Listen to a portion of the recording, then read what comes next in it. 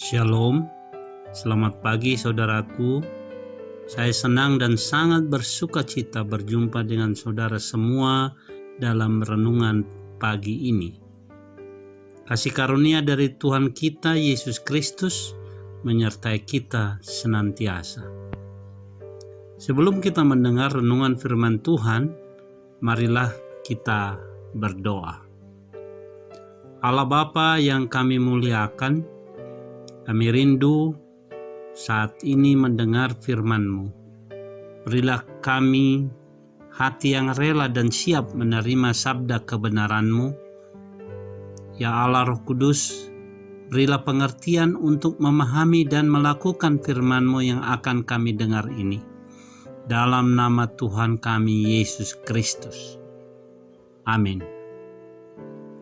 Saudaraku dalam Tuhan, pembacaan firman Tuhan renungan kita pagi ini diambil dari Matius pasal 5 ayat yang ke-16.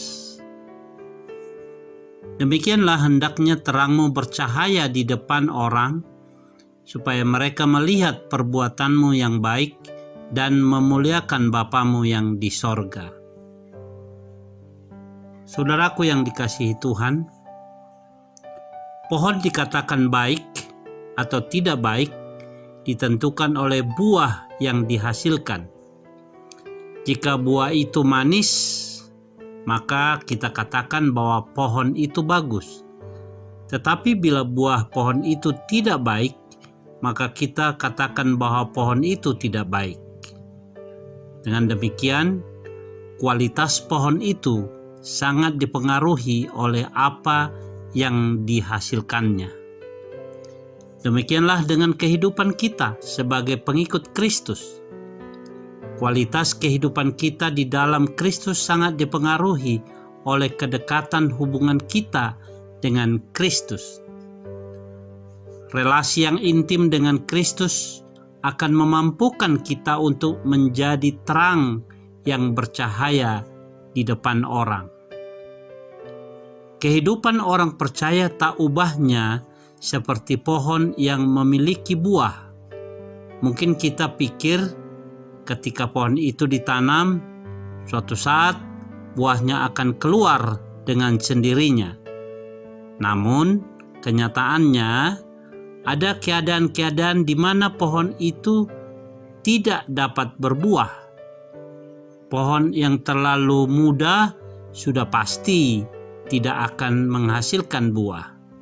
Sedangkan pohon-pohon yang sudah waktunya berbuah, mungkin saja karena penyakit tanaman, terserang hama, atau kurang dipupuki, bahkan pemupukan yang salah bisa mengakibatkan pertumbuhan berlebihan pada area tertentu dan merebut nutrisi dari bakal buah. Akhirnya, pohon tersebut hanya akan menjadi pohon besar, rindang, tetapi tidak berbuah. Kondisi-kondisi tersebut menggambarkan kita yang merasa nyaman sebagai bayi rohani dan tidak mau bertumbuh, atau kita yang bertumbuh tetapi pada suatu titik pertumbuhan itu terhenti. Kita mulai berkompromi dengan dosa sehingga jangankan berbuah, kerohanian kita menjadi sakit. Ada juga sebagian dari kita yang bertumbuh luar biasa. Dibandingkan kehidupan kita yang dahulu, kita merasa sudah berubah begitu banyak. Kita rajin beribadah dan terlibat dalam berbagai pelayanan dan aktivitas gereja. Namun sesungguhnya kerohanian kita mandul. Itu terjadi ketika kita lupa hidup kita bukan untuk diri kita sendiri. Kita lupa bahwa buah itu tersedia bagi orang lain, bukan demi pohon itu sendiri.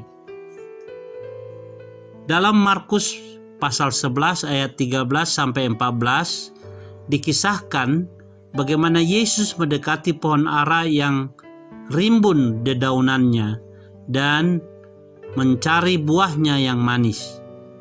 Saat tidak mendapatinya, dia kecewa dan menganggap keberadaan pohon itu sia-sia.